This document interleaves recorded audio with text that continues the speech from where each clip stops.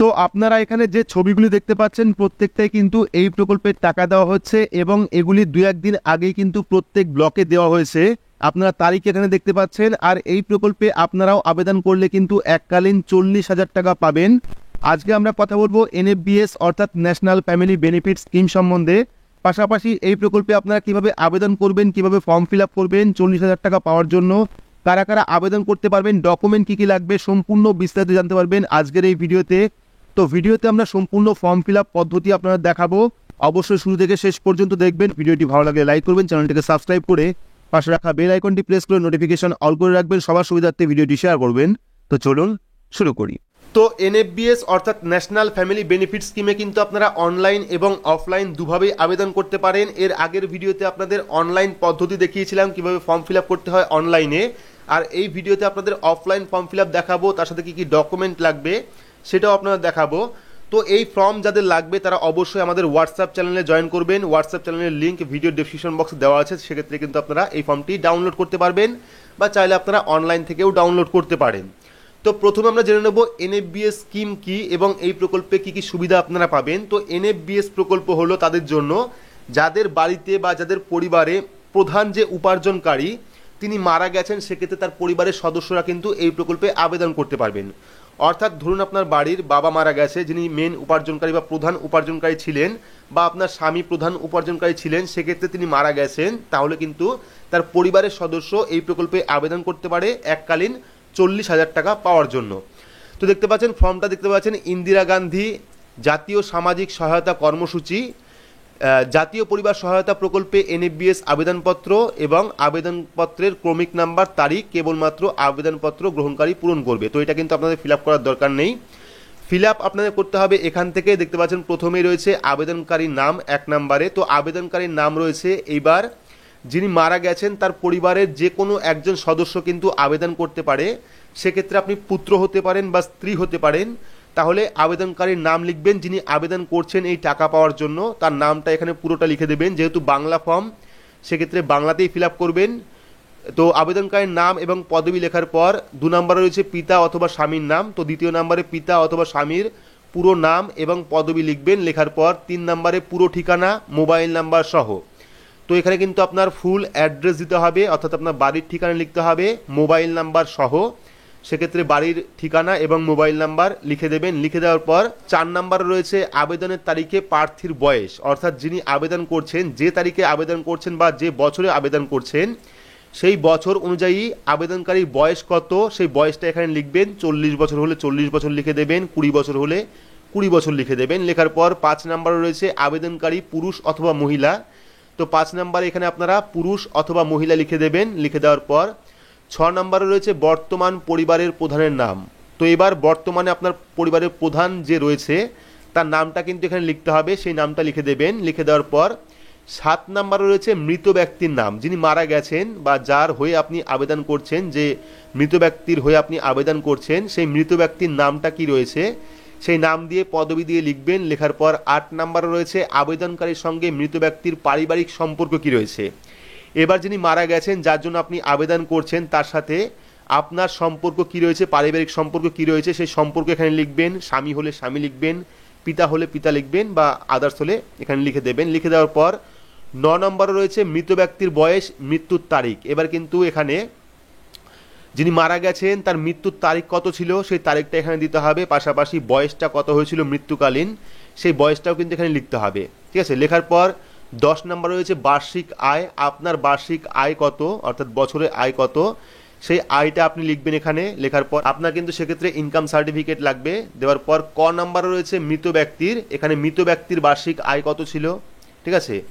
আর খ নম্বরে রয়েছে মৃত ব্যক্তির পরিবারের, এখানে কিন্তু 10 নম্বরে কিন্তু টোটাল আয় দেখাতে হবে। ঠিক আছে। 10 নম্বরে টোটাল আয় দেখাতে হবে। 10-এর ক নম্বরে মৃত ব্যক্তির আয় দিতে হবে, অর্থাৎ যিনি মারা গেছেন তার আয় কত ছিল এখানে আপনি আয় লিখবেন, তার বার্ষিক আয় কত ছিল। এবং খ নম্বরে মৃত ব্যক্তির পরিবারের বর্তমান আয় কত মারা যাওয়ার পর সেটা আপনারা এখানে লিখবেন। লেখার পর 11 নম্বরে রয়েছে আয়ের উৎস। এইবার আপনি যে ইনকামটা করছেন সেই ইনকামের উৎস কি, আপনি কোন কাজটি করছেন সেই কাজটি আপনি এখানে লিখবেন। লেখার পর ক নাম্বারে রয়েছে মৃত ব্যক্তির, এবার মৃত ব্যক্তি কোন কাজটি করত সেই কাজটি লিখবেন। এবং খ নাম্বারে রয়েছে মৃত ব্যক্তির পরিবার, এবার মৃত ব্যক্তির পরিবার কোন কাজটি করছেন সেই কাজটি এখানে লিখতে হবে। লেখার পর 12 নাম্বারে রয়েছে মৃত্যুর তারিখ, ঠিক আছে, এখানে 12 নম্বরে মৃত্যুর তারিখ দিতে হবে, মৃত্যুর তারিখ আপনারা দিয়ে দেবেন। দিয়ে দেওয়ার পর 13 নম্বরে রয়েছে মৃত্যুর কারণ, এবার কোন কারণে মৃত্যু হয়েছে সেই কারণটাও কিন্তু আপনাকে এখানে লিখতে হবে। সেক্ষেত্রে যিনি মারা গেছেন তার মৃত্যুর তারিখ এবং মৃত্যুর কারণ কি রয়েছে সেটা আপনাকে লিখতে হবে।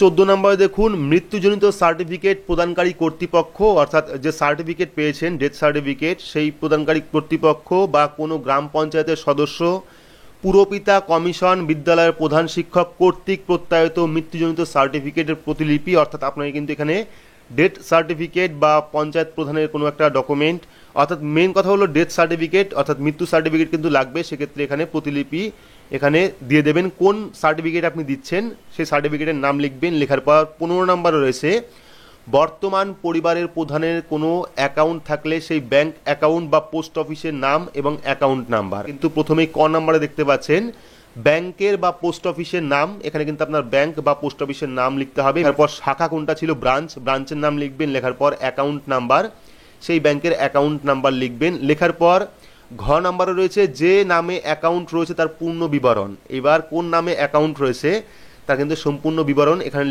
লিখতে হবে। লেখার পর যে অ্যাকাউন্ট ইতিপূর্বে কেবলমাত্র Indira Gandhi national old age pension বা ম্যানরেগা পেনশন মজুরি বাবদ অর্থ গ্রহণ উদ্দেশ্যে খোলা হয়ে থাকলে তা উল্লেখ করার প্রয়োজন নেই, সেক্ষেত্রে পৃথক অ্যাকাউন্ট খুলতে হবে।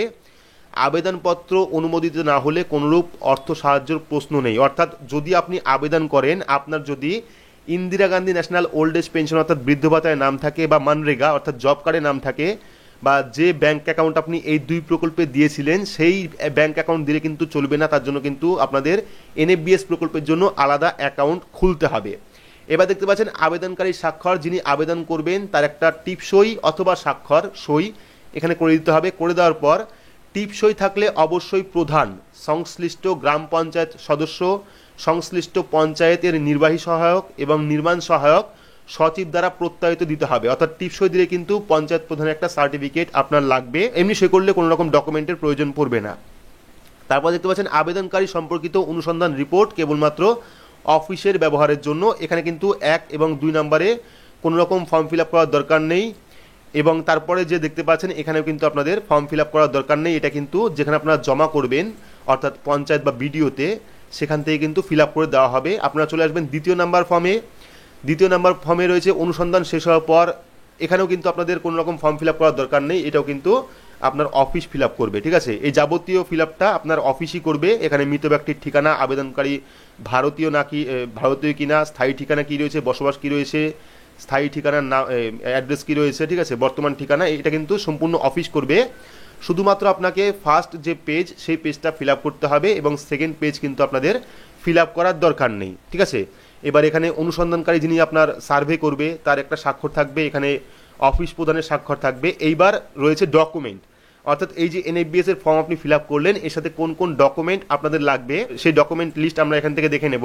এবার আমরা দেখে নেব এই প্রকল্পে কোন কোন ডকুমেন্ট লাগছে। দেখতে পাচ্ছেন আবেদনপত্রের সঙ্গে প্রয়োজনীয় অনুলিপি অর্থাৎ ডকুমেন্ট। তো ডকুমেন্টের প্রথমে রয়েছে আবেদনকারীর 2 সেট পাসপোর্ট সাইজের ছবি, একটি দরখাস্তের সাথে নির্দিষ্ট স্থানে আঠা দিয়ে সেটে দিতে হবে এবং অন্যটি দরখাস্তের ডান দিকে স্ট্যাপলার করতে হবে, অর্থাৎ 2 সেট কিন্তু পাসপোর্ট সাইজের ছবি লাগবে যিনি আবেদন করছেন, তার মধ্যে একটা ছবি এই জায়গায় আপনাদের আঠা দিয়ে লাগাতে হবে, পাশাপাশি আরও একটা ছবি এখানে আপনাদের স্ট্যাপলার করে লাগিয়ে দিতে হবে। 2 পিস ছবি লাগবে, একটা এখানে আপনারা আঠা দিয়ে লাগাবেন এবং আর একটা এখানে আপনারা স্ট্যাপলার দিয়ে লাগিয়ে দেবেন। 2 সেট ছবি আপনাদের লাগবে, সেই ছবি দিয়ে দেবেন। দিয়ে দেওয়ার পর পরবর্তী ডকুমেন্ট কি রয়েছে, পরবর্তী ডকুমেন্ট দেখতে পাচ্ছেন মৃত ব্যক্তির ডেথ সার্টিফিকেট লাগবে, ঠিক আছে। মৃত ব্যক্তির ডেথ সার্টিফিকেটের কপি লাগবে, সেক্ষেত্রে অরিজিনাল এবং জেরক্স কপি দুটোই কিন্তু আপনারা নিয়ে যাবেন। পরবর্তী রয়েছে 3 নম্বরে আবেদনকারী ভোটার কার্ডের জেরক্স কপি, সেক্ষেত্রে আপনারা অরিজিনাল এবং জেরক্স কপি দুটোই নিয়ে যাবেন। যিনি আবেদন করছেন তার ভোটার কার্ডের একটি জেরক্স কপি বা অরিজিনাল কপি লাগবে। 4 নম্বর রয়েছে ব্যাংক বা পোস্ট অফিসের অ্যাকাউন্ট নাম সহ অংশের অনুলিপি, অর্থাৎ ব্যাংকের পাসবুকের প্রথম পাতার জেরক্স বা পোস্ট অফিসের অ্যাকাউন্টের জেরক্স কিন্তু আপনাদের লাগবে। সেক্ষেত্রে প্রত্যেকটা ডকুমেন্টই আপনারা অরিজিনাল এবং জেরক্স কপি নিয়ে যাবেন। ডকুমেন্টের মধ্যে রয়েছে 2 সেট পাসপোর্ট সাইজের ছবি এবং মৃত ব্যক্তির ডেথ সার্টিফিকেট, আবেদনকারী ভোটার কার্ড এবং ব্যাংকের পাসবুকের জেরক্স কপি, এগুলি কিন্তু ডকুমেন্ট, পাশাপাশি আপনারা অরিজিনাল ডকুমেন্টও নিয়ে যাবেন এবং এই সব ডকুমেন্ট নিয়ে এই ফর্মটি ফিল আপ করে আপনারা স্থানীয় বিডিও অফিসে জমা করলেই কিন্তু এনএফবিএস প্রকল্প অর্থাৎ ন্যাশনাল ফ্যামিলি বেনিফিটস স্কিমে আপনারা 40,000 টাকা পাওয়ার জন্য আবেদন করতে পারবেন। ইতিমধ্যেই কিন্তু বহু মানুষ এই প্রকল্পের টাকা পেয়েছেন, আপনাদের প্রথমেই দেখিয়েছি। তো ভিডিওটি আপনাদের কেমন লাগলো অবশ্যই কমেন্ট বক্সে কমেন্ট করে জানাবেন। ভিডিওটি ভালো লাগলে লাইক করবেন, চ্যানেলটিকে সাবস্ক্রাইব করে পাশে রাখা বেল আইকনটি প্রেস করে নোটিফিকেশন অল করে রাখবেন। সবার সুবিধার্থে ভিডিওটি শেয়ার করবেন। তো আজকের মতো এইটুকুই, ধন্যবাদ।